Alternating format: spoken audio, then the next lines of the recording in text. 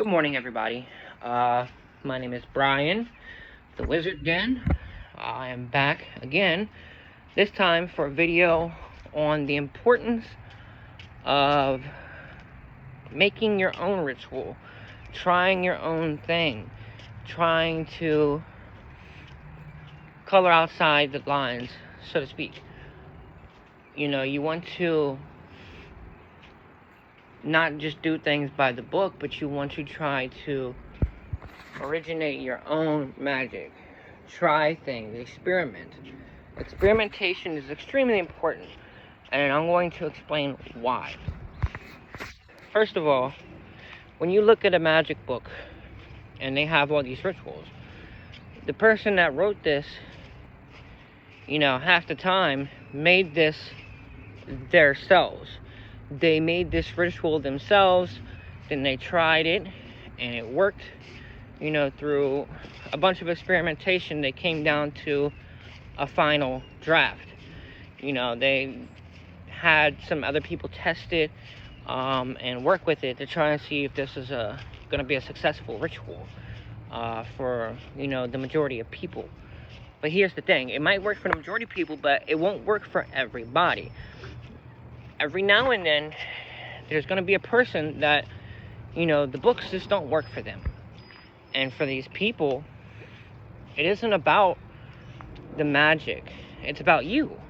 You need to get out and experiment. You need to change things within that ritual. You need to try things that are different. If you can't understand the magic in the book, for example, then you're going to want to just twist it and make it your own. You have the most success when you make something that is yours. Reason being is it comes from you. There's a bit of originality that comes from it, creativity, ingenuity. When you speak words and they aren't rehearsed, they aren't boring, it's yours. It's going to be 1,000 times different and more powerful. It's extremely important.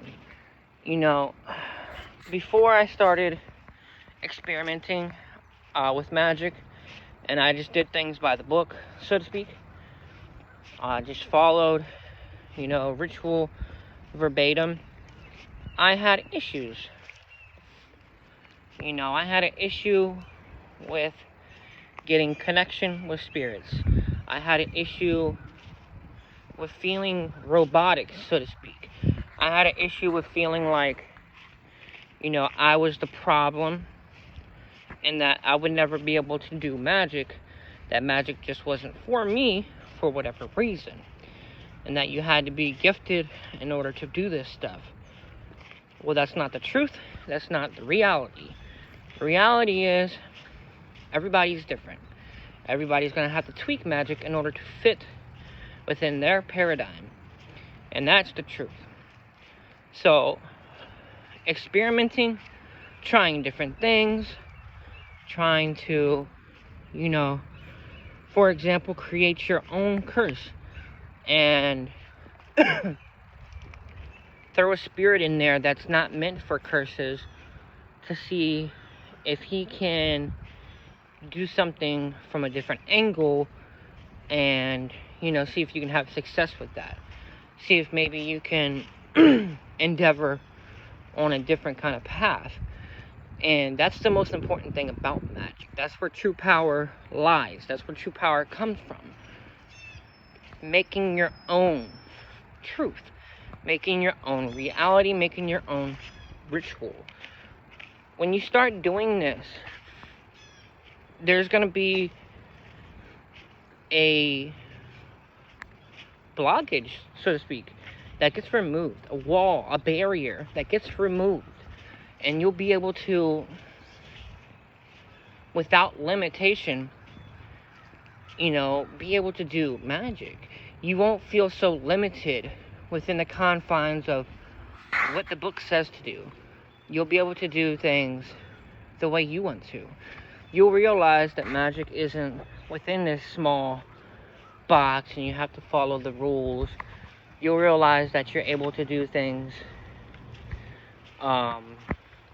whichever way you please. And there's not much when it comes to rules. Not much in the way of rules when it comes to magic. A lot of things are possible. And that's actually the defining factor and the definition of chaos magic. So it's very important. You'll notice once you start creating your own rituals just how amazing it can be. Number two, to branch off everything I've already said, the connection that you're going to receive with the spirit that you're trying to call upon is going to be much more lucid, much more vivid, much more connected, because it's true, it's original, it's heartfelt, it's yours, and the spirits love that. Just like when you do a ritual and you visualize every single word of an invocation to that spirit, they're gonna love that. They're gonna love the visualization, the amount of passion that goes into it. Yeah.